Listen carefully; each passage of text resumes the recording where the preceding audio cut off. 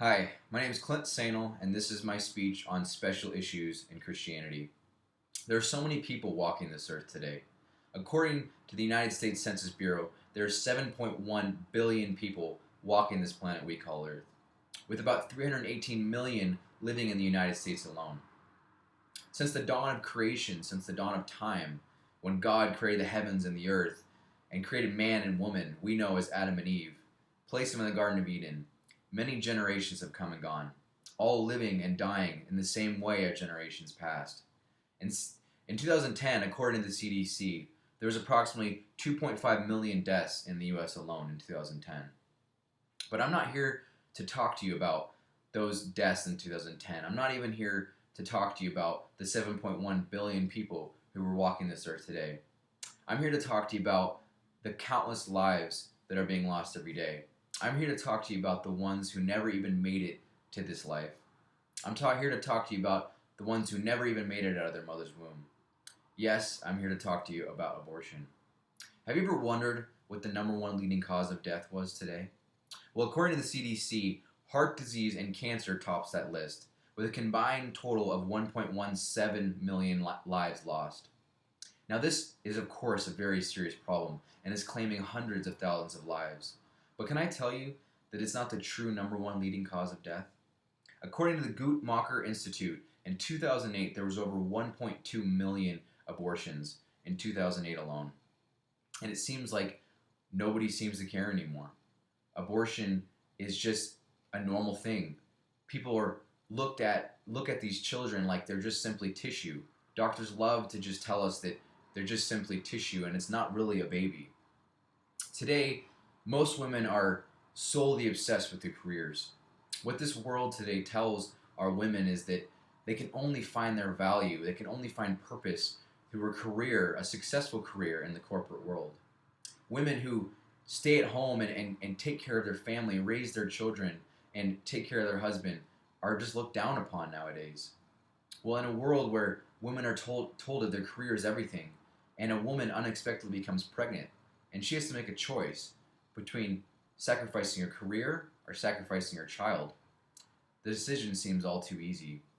And it's saddening to see this pressure that we're putting on women today to have these abortions, that your career is everything and that child is just a tissue and it doesn't matter.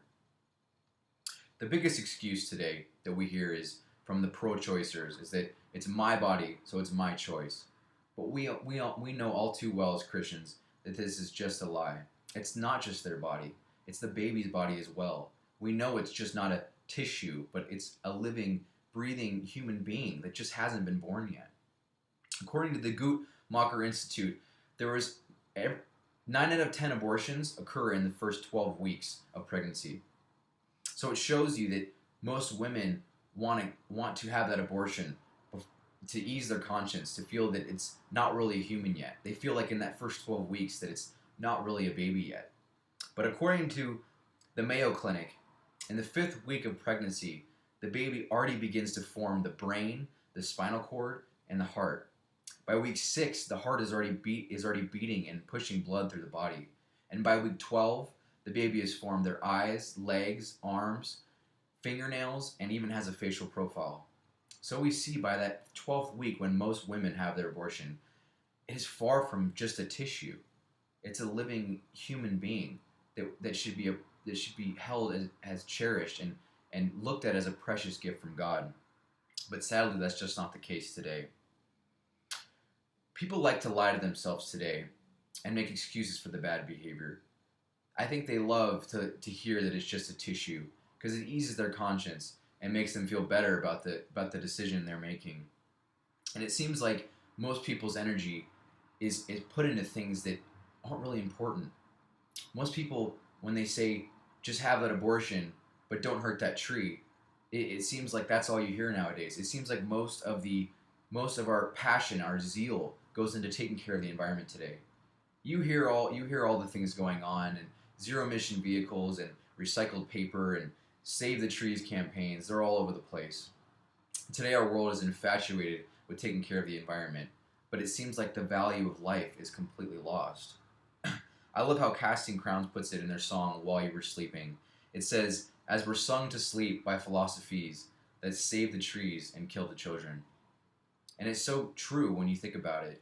We're so focused on saving the trees and saving this plant that God has put here, but when it comes to human life, it's viewed as just garbage. And the morals, the reason and the logic behind it is so twisted. It seems as if our logic and what is to be cherished has just been flipped upside down on its head.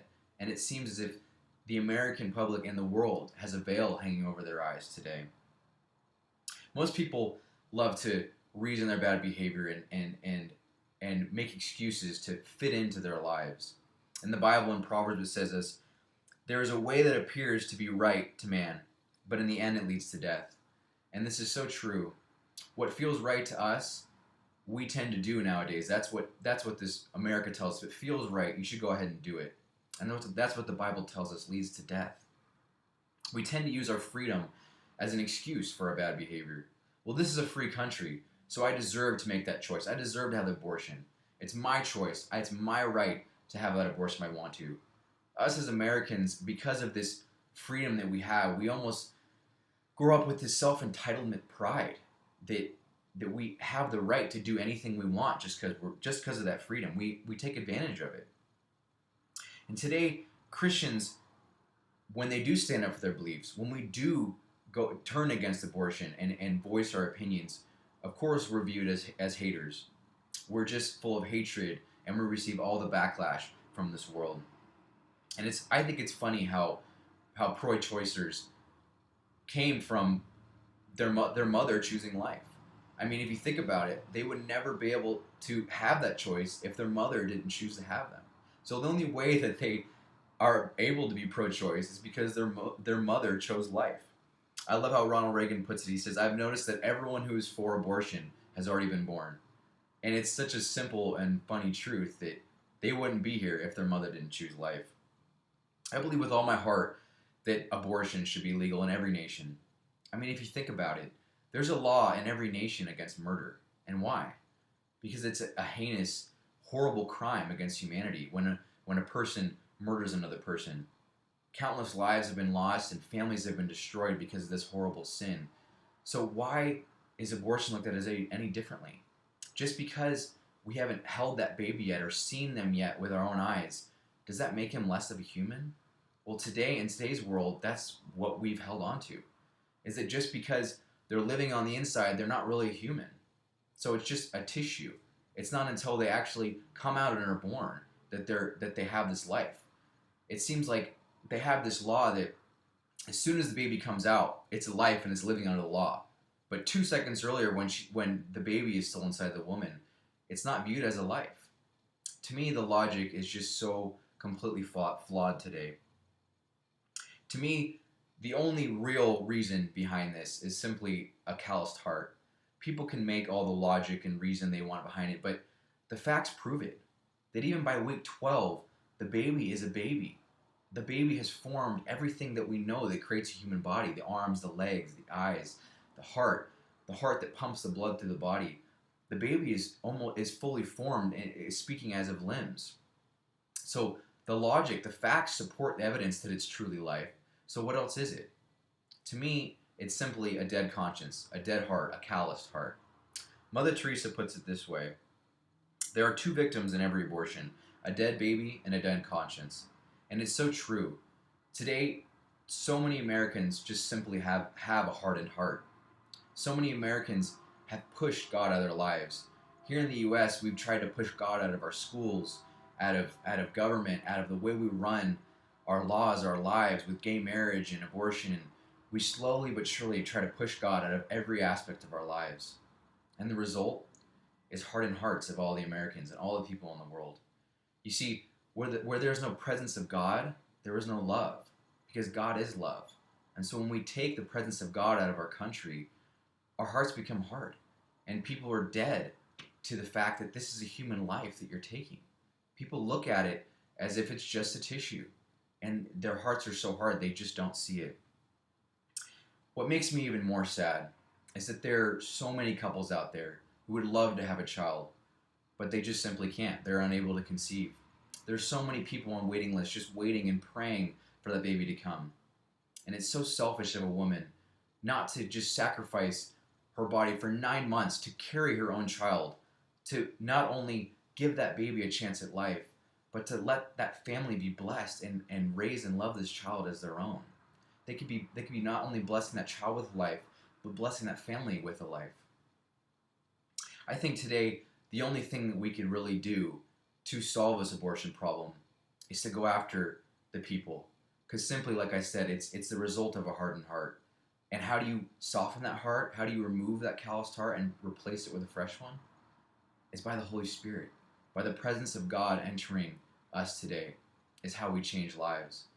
So today, what we should be looking at is spreading the love of Christ by getting out the gospel to every human being and letting the Holy Spirit change and remove the blinders, rip off the blinders and show them the true thing that it's really a human being, not just a tissue.